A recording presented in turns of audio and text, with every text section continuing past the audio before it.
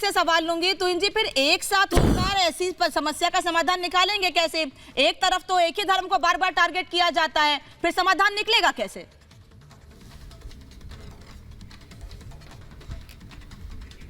ये आपने क्या कहा, एक बार एक धर्म को टारगेट किया जाता है? जो बात दानिश जी कह रहे हैं मैंने उसी को आगे बढ़ाया। दानिश जी कह रहे हैं सबको साथ मिलकर इसका सोल्यूशन निकालना चाहिए, लेकिन अगर आप बार बार आपके अलायंस के नेता कांग्रेस के और कांग्रेस के अलायंस के नेता एक ही धर्म को टारगेट करेंगे, समाधान निकलेगा कैसे?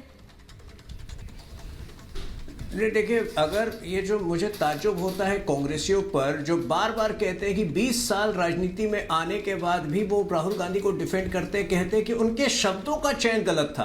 अरे राजनीति जो है वो शब्दों का ही खेल है। तो अगर 20 साल में कोई व्यक्ति जो है अपने सही शब्दों का चयन नहीं कर पा रहा तो उसको निकालिए राजनीति से। क्यों आप जो है रोज ऐसी चीजों को डिफेंड कर रहे हैं? ये सवाल मेरा कांग्रेसियों से है। अगर आपको लगता है कि आपके नेता सही शब्द का चयन नहीं कर रहे हैं तो कम्युनिकेशन कैसे करेंगे? क्यों आप उसको राजनीति में रखें? लेकिन दूसरी जो बड़ी बात, देखिए मुझे नहीं लगता है कि ये कम्युनिकेशन का इशू था। राहुल गांधी ने मन बना लिया है वो किस साइड है, उन्होंने मन बना लिया है। उनको पता है कि वो जीतने के लिए चुनाव नहीं लड़ रहे हैं, वो किसी तरह सरवाइव करने के लिए लड़ रहे हैं। जो ममता बनर्जी ने चुनौती दी थी कांग्रेस पार्टी को कि आपको 40 भी नहीं मिलेगी, वो 40 सीट पाने के लिए लड़ रहे हैं। और इसीलिए उनका निशाना साफ है, उनको केवल एक तबके का वोट चाहिए, एक छोटे तबके का वोट चाहिए, उन्हें हिंदुओं का वोट चाहिए ही नहीं। और इसलिए बहुत सोची समझी साजिश के तहत उन्होंने ये शब्द यूज किए हैं। मैंने आपको उदाहरण दिए, फादर पुनप्पा ने यही शब्द यूज किए थे 16 महीनों। तो इसका अर्थ यह है कि ये बातें जो है राहुल गांधी के अंदर 16 महीनों से घूम रही थी। आपने देखा कि भारत जोड़ो यात्रा के दौरान वो रजिल मकुटी से जाकर मिले केरल में, वो रजिल मकुटी जिन्होंने गाय के बछड़े को मारा था प्रोटेस्ट करने के लिए काउ स्लॉटर बैन पर। तो इस तरह की मानसिकता, इस तरह की प्रवृत्ति जब राहुल गांधी रखेंगे तो वाकई जो है वो इस देश में दुष्यंत जी आपकी बात पे कुछ कह रहे हैं और इसीलिए दुष्यंत जी इसीलिए तो तुष्टीकरण की राजनीति का आरोप लगा रहे हैं। वो मेरा इनसे बिल्कुल 10 सेकंड में प्रश्न ये है, आदरणीय नरेंद्र मोदी जी ने जो देश से वादे किए,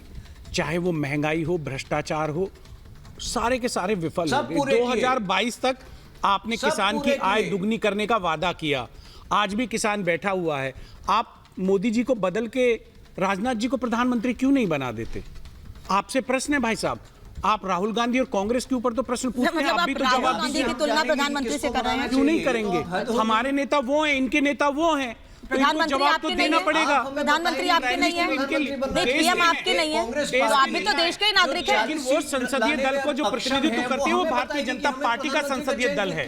प्रश्न इनके ऊपर भी जाता है। राहुल गांधी के ऊपर 4 सवाल कर दोगे, 10 कर दोगे, पूछने वाला नहीं है। आपका कौन सा वादा पूरा हो गया भैया? 100 स्मार्ट सिटी बन गया क्या? 2 करोड़ लोगों को नौकरी मिल गया क्या? एक तो मुझे बता दीजिए 2013 से और आज तक जब से कैंपेनिंग आपने शुरू करी है कोई एक वादा पूरा नहीं किया। स्मार्ट सिटी, स्मार्ट विलेज, आपने पूछा सवाल, तो सही मेरा भाई उत्तर सुनिए। हाँ तो जी नहीं, स्मार्ट विलेज आप जाइए दिल्ली के बाहर। अच्छा देखिए अब तो जाते नहीं है। दुष्यंत नागर क्या ये सब बताता हूं मैं, दुष्यंत नागर क्या ये बातें पूरी हुई है अलायंस की ओर से? क्या कांग्रेस की ओर से ये बातें पूरी हुई है कि जो मंदिर जाकर ये बताया गया कि हम हिंदू हैं, ये दिखाया गया कि हम सब धर्मों को साथ लेकर चलते हैं, हम कैमरे के लिए काम नहीं करते हैं, क्या ये बातें पूरी की गई कांग्रेस की ओर से? देखिए आप वादे की बात कह रहे हैं तो अपनी तरफ भी देखिए ना सर। जो दल आज विपक्ष में खड़े हैं वो जनता के उन्नयन के लिए, जनता की समस्याओं के लिए, जनता से जुड़े मुद्दों के लिए राजनीति करते हैं। ये कौन सा मुद्दा है? पिछड़ों को समुचित, कौन सा मुद्दा है? पिछड़ों को समुचित हक दिलाने का संकल्प अगर किसी ने लिया है तो इंडिया अलायंस ने लिया है। ओबीसी वर्ग को आज नौकरियों में पूर्ण रूप से भागीदारी नहीं मिल रही है। किसान की आय दुगनी करने के लिए एमएसपी की गारंटी देने का काम अगर किया है किसानों को तो वो इंडिया अलायंस के लोगों ने किया है।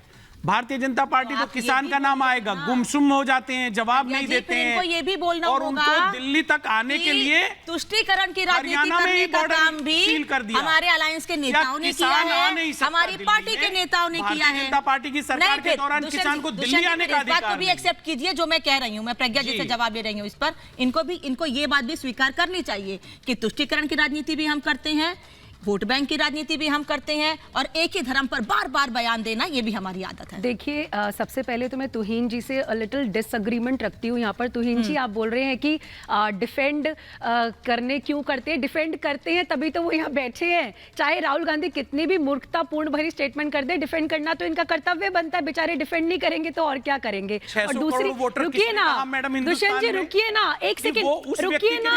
आपके बीच में तो प्रज्ञा जी बोली नहीं बोली ना, बगल में ही बैठे हैं स्टूडियो में, फिर भी वो आपके बीच में नहीं बोली ना, बोलने तो दीजिए कम से कम। देखिए राहुल गांधी जी की स्टेटमेंट पर इतना बवाल मचा हुआ है, आप लोग यहाँ पर आकर इतना प्रयास कर रहे हैं। एक सेकंड प्लीज, हम किसी नेता के लिए अवांछित शब्दों का प्रयोग नहीं करते, तो मैं आशा करूंगा आप भी ना करें।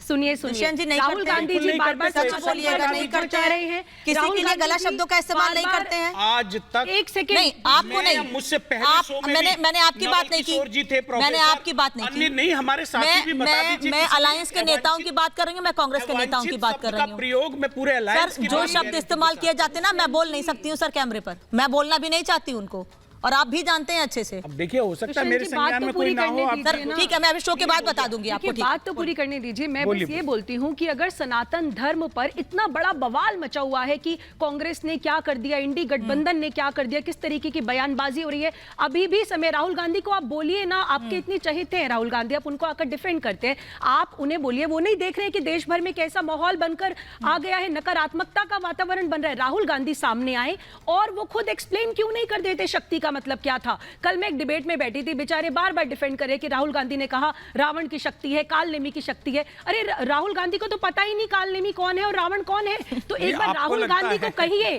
कि आए सामने और सबको बता दे कि सनातन धर्म पर हमारा पूरा परिवार है और ये इलेक्टोरल टूल नहीं है। बोल दीजिए ना मिश्रा, सफाई तो छोड़िए, उन्होंने सोशल मीडिया पर ये जरूर कह दिया कि मेरे शब्दों को तोड़ मरोड़ कर पेश किया जा रहा है, जो हमेशा की बात है। देखिए उसी नहीं, ऋषि मिश्रा उनका नाम है शायद। देखिए अनामिका जी, मैं इसमें राहुल गांधी की पॉलिटिकल अनमेच्योरिटी को समझता हूं कि आप इस प्रकार का बयान बार बार क्यों देते हैं, जो कहीं न कहीं बीजेपी को आप मौका देते हैं और एक नैरेटिव बनाने का अवसर देते हैं, चाहे वो चाय वाला हो, चौकीदार चोर हो, अब ये जो आए हैं मौका देते हैं। ऋषि जी मैं माफी चाहूंगी, बहुत कम समय दे पा रही हूँ आपको मैं, क्योंकि दानिश जी से भी और नायर साहब लास्ट रिएक्शन लेना है। I am so sorry sir. Danish ji क्यों मौका देते हैं राहुल गांधी? देखिए क्यों मौका देते हैं, ये तो जो लोग उनके पक्षधर हैं वही बोलेंगे, हम क्यों दे रहे हैं, हम तो नहीं दे रहे। लेकिन दिक्कत ये है कि जिस तरीके से अब इन लोगों को मुकाबला करना चाहिए था, उतनी ताकत के साथ भारतीय जनता पार्टी का मुकाबला करने के बजाय मुझे लग रहा है कि कहीं न कहीं दिशा और नायर साहब ये मुकाबला नहीं कर पा रहे हैं, ये मुकाबला नहीं कर पा रहे हैं, इसलिए तुष्टीकरण की राजनीति कर रहे हैं, वोट बैंक की राजनीति कर रहे हैं। बिल्कुल, तुष्टीकरण की राजनीति जब से देश आजाद हुआ ये तुष्टीकरण की राजनीति करते आ रहे हैं।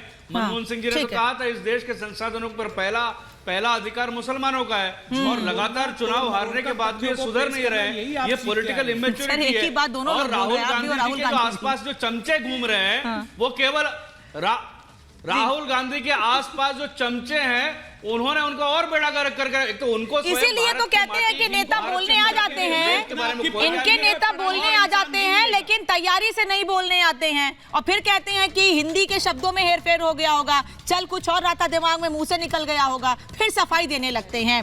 और आप फिर वही बात कहूंगी कि जो कुछ कर्नाटक में हुआ, जो कुछ बेंगलोर में हुआ, उस पर पूरी तरह से राजनीति हो रही है, एक दूसरे पे आरोप लगाए जा रहे हैं। धन्यवाद आप सभी का जुड़ने के लिए, समय देने के लिए। महाभारत में इतना ही।